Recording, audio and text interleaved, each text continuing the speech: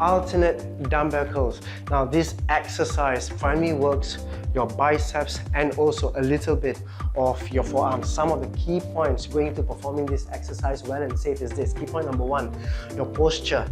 Keep your chest out, arch your back, core tight and engaged.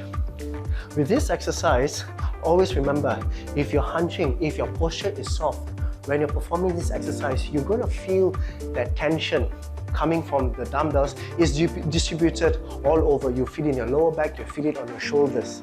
So guys, always be very mindful, posture. Keep them locked tight and engaged. Key point number two, when you perform any form of a bicep curl, lock your elbows in. Keep them aligned with your shoulders. Do not move your elbows, especially when you're curling up. Reason being, we're trying to keep as much tension onto our bicep as much as possible. Now, if you're going to curl up and you move your elbows, now this takes away the tension that's being placed upon your biceps into your anterior deltoid, your front shoulder muscles. So be very mindful.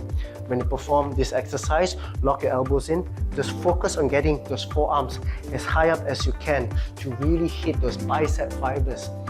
Now, key point number three, the way you breathe. Inhale on your way down, exhale on your way up. Inhale through the nose, exhale through the mouth. This is key point number three. Now the fourth and the final key point.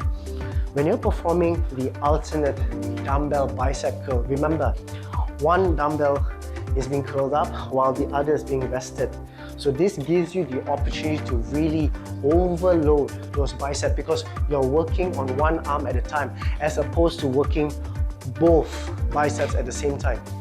If you're going to do both biceps at the same time, I would suggest you use a slightly lighter weight. Now if you're going to do the alternate, like what we just did, now this one you can overload, you can use a heavier dumbbell because like I said, you'll be working one arm at a time. So guys, there you have it, the four main key points into performing the dumbbell alternate bicep curls.